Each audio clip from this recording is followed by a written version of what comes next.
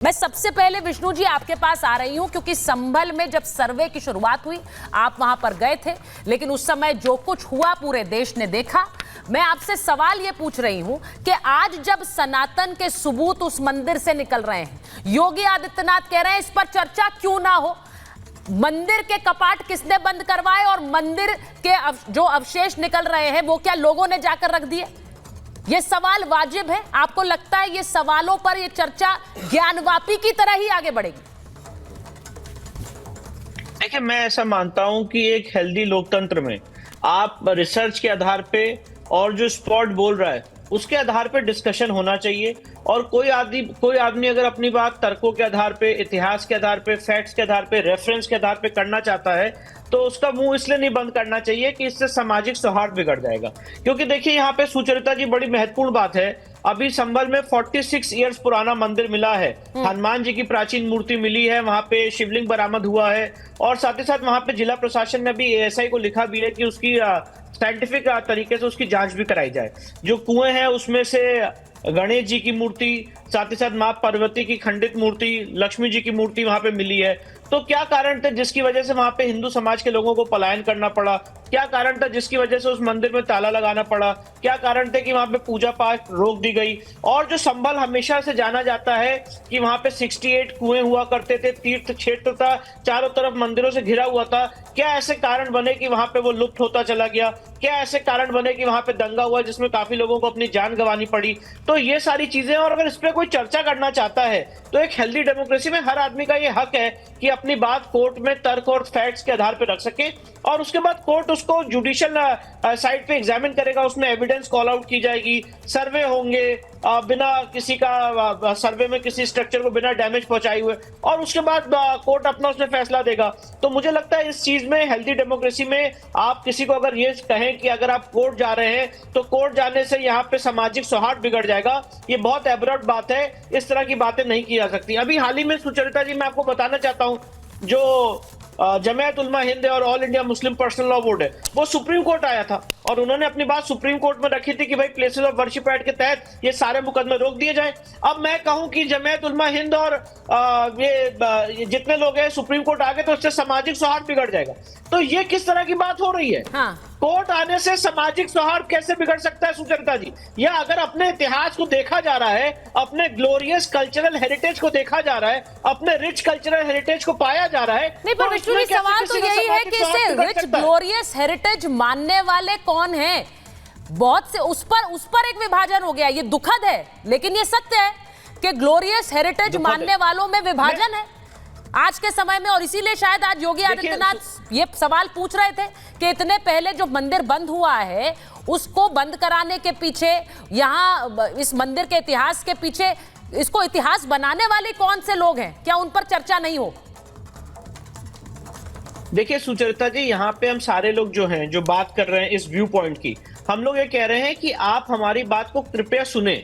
क्योंकि अगर मैं आपको बताना चाहता हूं, ज्ञानव्यापी में अगर आपको याद होगा 1993 तक इस परिसर के अंदर पूजा हो रही थी।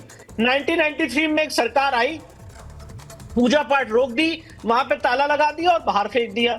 अब उस पूजा पाठ को ही वहां पे शुरू कराया गया है। अभी संभल में आपने जैसे देखा 46 इयर्स पुराना मंदिर जो ऑलरेडी एग्जिस्टेंस में था उसको आपने पूजा पाठ रोक दी।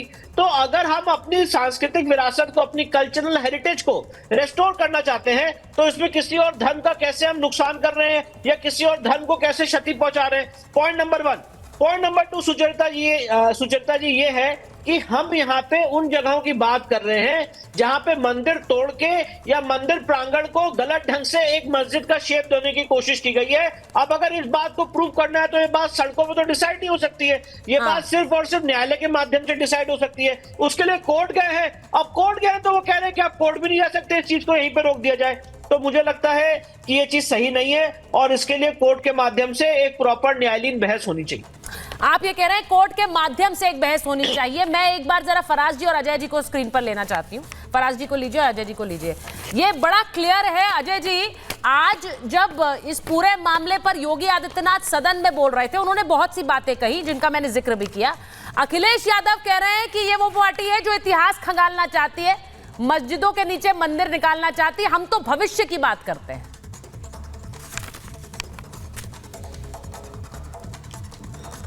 जो आदमी अपने इतिहास से सबक नहीं लेता है, उसको वर्तमान में लागू नहीं करता है, उन गलतियों को दोबारा दोहराने की गलती नहीं करता है, उसी का भविष्य अच्छा होता है। आज हम वही काम कर रहे हैं कि इतिहास में जो जो गलतियां हुई हैं उनको हम दोहराएंगे नहीं। इसीलिए हमारा भविष्य और हिंदुओं का भविष्य बहुत सुरक्षित रहेगा। हम बिल्कुल ये काम जिम्मेदारी के साथ कर रहे हैं। अखिलेश यादव और बाकी लोग जैसे प्रदूषित हिंदू, जिनको मैं कहता हूँ, ये प्रदूषित हिंदू हैं। आपको क्या लगता है ये जो मंदिर टूटा, ये मंदिर बंद हो गया, संभल का मंदिर बंद हुआ, रामलला हुआ, अगर हिंदुओं में मेजॉरिटेरियनिज्म की धड़क होती या कभी गुरूर होता कि हम मेजॉरिटी में हैं इस देश में, जैसे मुसलमानों में हर जगह होता है, चाहे बांग्लादेश हो, अफगानिस्तान हो, पाकिस्तान हो, सीरिया हो, तो मेजॉरिटेरियनिज्म की उनमें धड़क होती है। हिंदुओं में नहीं है, हम सहिष्णु हैं। और कहीं जहाँ पे हम बहुसंख्यक से अल्पसंख्यक हुए, वहाँ हमारे मंदिर तोड़े गए, हमें पलायन करना पड़ा। ये कड़वा सच है। ये सिर्फ संभल का सच नहीं है, कैराना में भी यही हुआ, कश्मीर में भी यही हुआ। और दंगे नहीं होते यहाँ पे, यहाँ जेनोसाइड होता है। संभल का इतिहास उठा के देखिएगा, 1947 से लेके अभी तक में 15 दंगे हुए हैं, 209 हिंदुओं को काटा गया है। दंगे नहीं हुए, काटा गया है, मैसेकर्ड। मुसलमान सिर्फ 9 मरे। 1978 के सबसे बड़े दंगे में तो एक भी मुस्लिम नहीं मरा था, सिर्फ हिंदुओं को काटा गया था। उस वक्त डीएम, जो ये लोग कहते हैं कि president Hindu, prime minister Hindu, home minister Hindu, सेना के सारे प्रमुख हिंदू, तो उस वक्त डीएम मुसलमान था। एक दिन तक कर्फ्यू तक नहीं लगने दिया। आज जो योगी जी कह रहे हैं कि अगर इतिहास के उन नपुंसकों को पे चर्चा हम करें जिनके कारण ये दुर्दशा हुई है, तो क्या गलत कह रहे हैं? गलत क्या कह रहे हैं? क्यों ना हम चर्चा करें? और दूसरी बात, ये आस्था का प्रश्न है, ये हमारी आस्था का प्रश्न है। ठीक, ये हमारी आस्था का प्रश्न है। रामलला हमारी आस्था के प्रश्न थे, बनारस और काशी हमारी आस्था का विषय है, संभल हमारी आस्था का विषय है, क्योंकि कालकी अवतार के 14वें अवतार के रूप में भगवान विष्णु वहाँ प्रकट अवतरित होने वाले हैं। ये सब शास्त्रों में लिखा हुआ हम जानते हैं। तो ये हमारे लिए आस्था का विषय है। हम अपनी आस्था के बारे में बात करें तो हम कम्युनल हो गए। और 20% मुसलमान के लिए आप मुसलमान और इस्लाम की बात कीजिए तो आप सेकुलर हो जाएंगे। ये कौन सा कम्युनलिज्म और सेकुलरिज्म का फंडा हुआ? जो बात आप कहते गंगा जमुनी तहजीब बिगाड़ रहे हो। कल की हिंदुओं को काटना गंगा जमुनी तहजीब होता है। इसका जिक्र आज योगी आदित्यनाथ ने भी सदन में किया है। अब आप समझ सकते हैं कि संभल का महत्व क्या है। फराज साहब, जो बात अभी अजय जी ने कही, इस बात का जिक्र मुख्यमंत्री भी सदन में आज कर चुके हैं कि वहां कल की अवतार होंगे। अब ये मुझे बताइए कि जब एक जगह का महत्व इतना जुड़ा हुआ है, उस सब से आंखें मूंद लेने से क्या होने वाला है? भविष्य की बात होगी क्या? इतिहास की बात ना करते हुए भविष्य की बात हो सकती है? क्यों इन सब से आंखें मूंदना चाहते हैं? वहां अगर नंदी मिल रहे हैं, भगवान हनुमान की मूर्ति निकल रही है, तो इन सब से आंखें फेर लेंगे आप?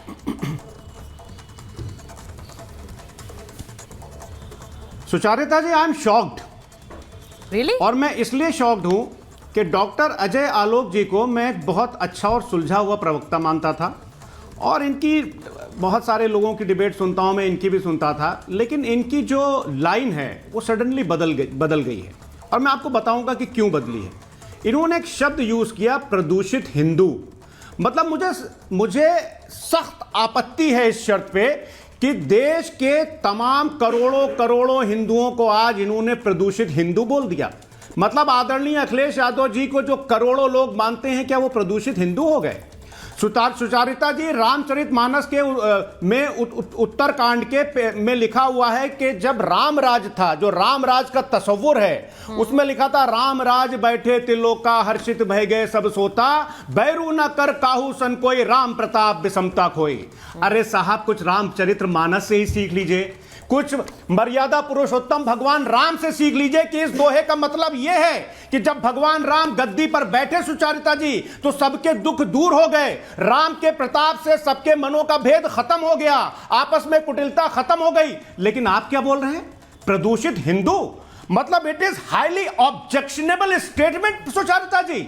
और ये सब क्यों हो रहा है? मैं आपको बताता हूं कि क्यों हो रहा है। डॉक्टर अजय आलोक जैसा पढ़ा लिखा प्रवक्ता ये क्यों बोल रहा है? वो इसलिए बोल रहा है कि जब तक के, देखिए, एक चीज में तो मैं प्रधानमंत्री जी को 100 में 100 नंबर दूंगा, वो इसमें दूंगा कि आज प्रधानमंत्री जी ने देश को ऐसे मुद्दों में उलझा दिया है कि देश के लोग जो जरूरी, जो बुनियादी मुद्दे हैं, उसमें बिल्कुल बात न शुरू करें। अब एक इन्होंने एग्जाम्पल सेट किया, महाराष्ट्र में नीतीश राणे जी को मंत्री बनाया। अजय आलोक जी देख रहे हैं ना कि जितनी गाली दोगे, जितनी नफरत फैलाओगे, जितना भाई को भाई से लड़ाओगे, उतना ही प्रमोशन होता चला जाएगा। तो